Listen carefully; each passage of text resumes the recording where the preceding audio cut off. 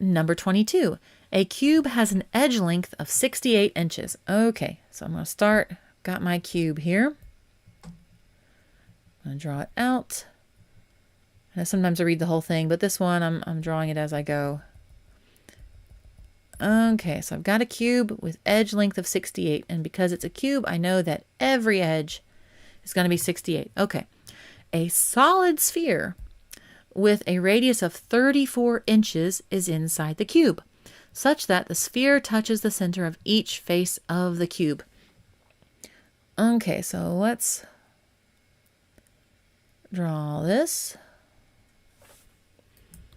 Oh, let's see, it's a wireframe, so we're going to see that it's a solid sphere that's inside. Oh, no, no, no. Erase the partial stroke, get that there. There we go. And my only little, I want this to be realistic, darn it. I want it to look like it actually is in there. There we go. Okay, I'm pretty happy with that. Okay, so there is a solid sphere that's inside. There we go. There's a solid sphere that's inside this wire cube that I've drawn. And it has a radius of 34 inches. To the nearest cubic inch, what is the volume of the space in the cube not taken up by the sphere? So the sphere is touching at each of these points. The sphere is touching inside this cube. Front, back, in the front here and in the back, it's touching. So what we need to do is we need to take the volume of the cube and we need to subtract the volume of the sphere. And that will give us the volume of the space that is not taken up by the sphere. So what are our two formulas for volume? Well, the formula for volume of a cube is side times side times side, or side cubed.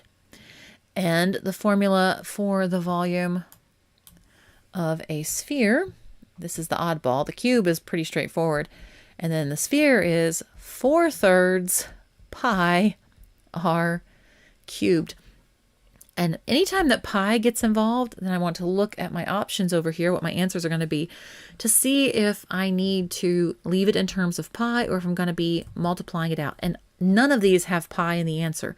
So I'm going to be using the pi button most likely on my calculator, or I could use 3.14. Is it 159? 3.14 is the most common one, but yeah, I always have to kind of look that one up. I tend to forget what it is beyond that point.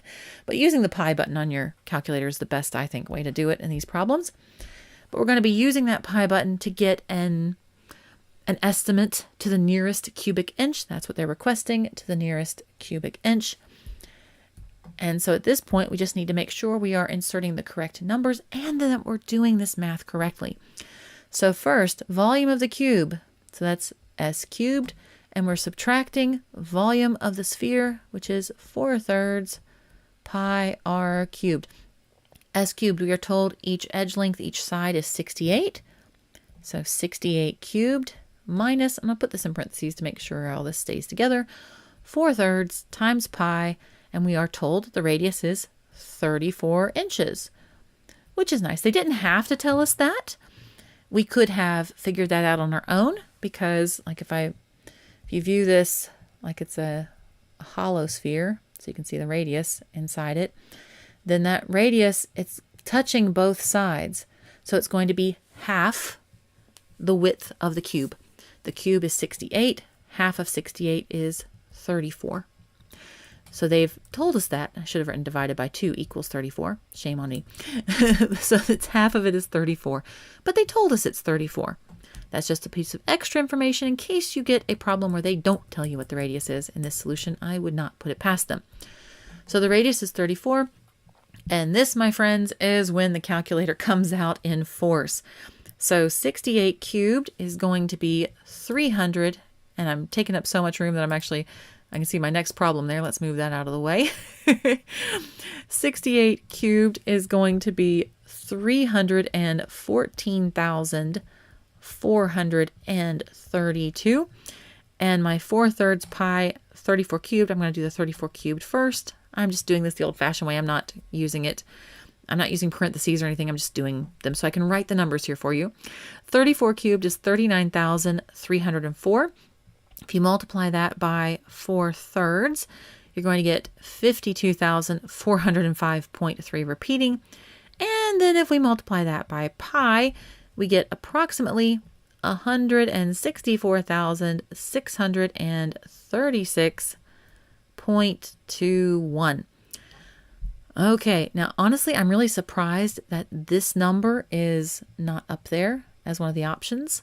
I would have expected them to put one of those two, either the 314,432 or the 164,636.21, but they didn't, which is nice, but I'm surprised they didn't. I'm just saying that.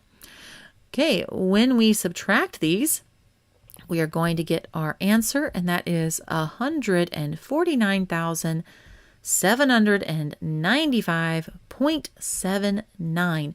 Round that to the nearest inch, and it becomes 149,796.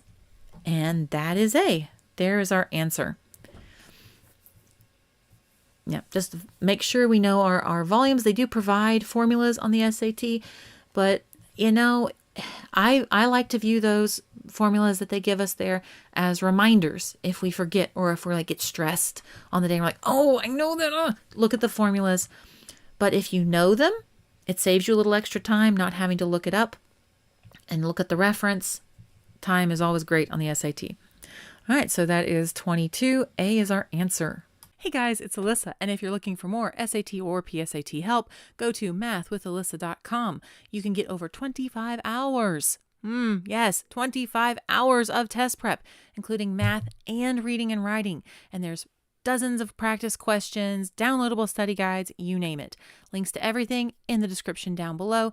Leave me a comment if you have any questions about this video or any suggestions for future videos. And if this video was helpful or useful in any way, please let YouTube know. Like, share, comment, subscribe, you know the drill. Thank you so much for watching. Hope you have a great day. See you later.